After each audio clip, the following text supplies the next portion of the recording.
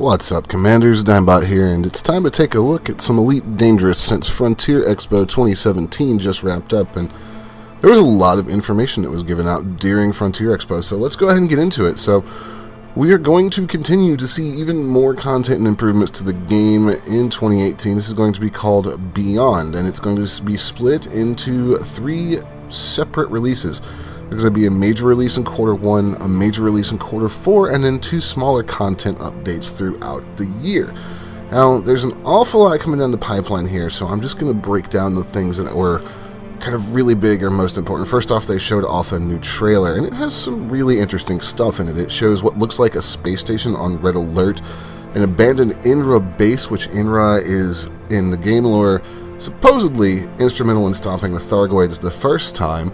It shows off some new types of Thargoids, and it also shows what a lot of us think is the new ship, the Type 10 Defender. It's either a Type 10 or a heavily kitted out Type 9, but the Type 9 doesn't have engines like this thing does, so it's probably a pretty sure bet that it is the Type 10.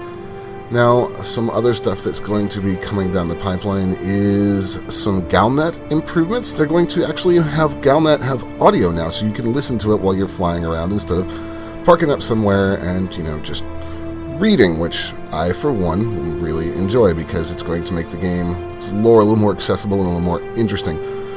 What else are they doing? Well, that's a really good question, and they're going to be introducing a couple other new ships. The Crate from the original Elite is going to be coming back, and the Alliance is getting its first new exclusive ship in conjunction with in-game manufacturer Lakon. This thing is going to be called the Chieftain. Now, it's hard to tell without something to scale it to, but I would imagine this is probably going to be a pretty large ship.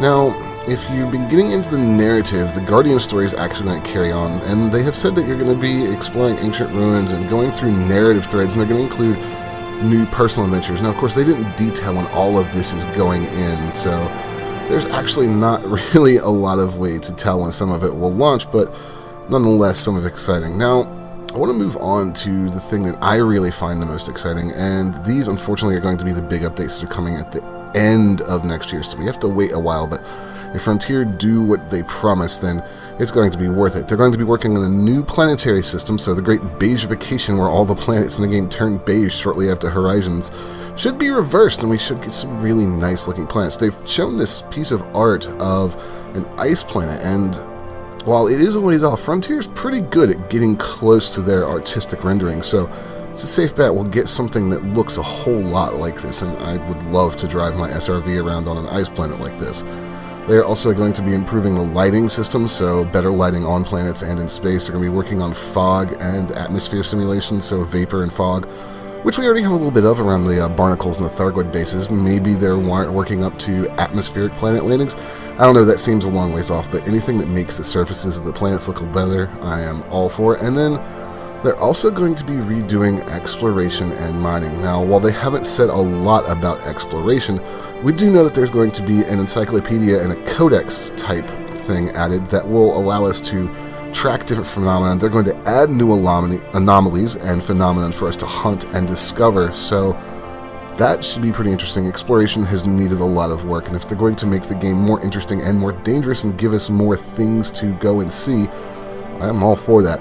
They are also going to introduce new mining tools. Now, Frontier have said they want this to feel like a Wild West frontier as we explore and expand, and to that end, they're going to make mining, well, a lot more dangerous, but also more profitable if you find, say, the mother lode in an asteroid. They showed off a piece of art of a Cobra apparently backed off to a safe distance and exploding an entire asteroid to mine off of it. A lot different than the current mining we have now. I'm excited that Frontier is going back to work on the pillars of the game. A lot of criticisms leveled at Elite have been that there's a lot to see, but not actually a lot to do. And going back and adding and refining these core game systems instead of adding more and more on top seems like a smart move.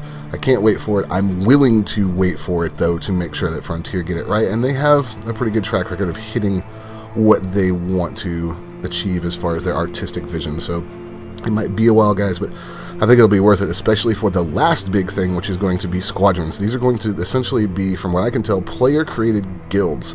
And we're going to be able to eventually, and I would imagine you have to pool your money together to do this, but buy a carrier ship that we can land at and rearm and refit and refuel. And this is going to play into multiplayer wing missions and things that you need to do in groups. So they're really expanding that.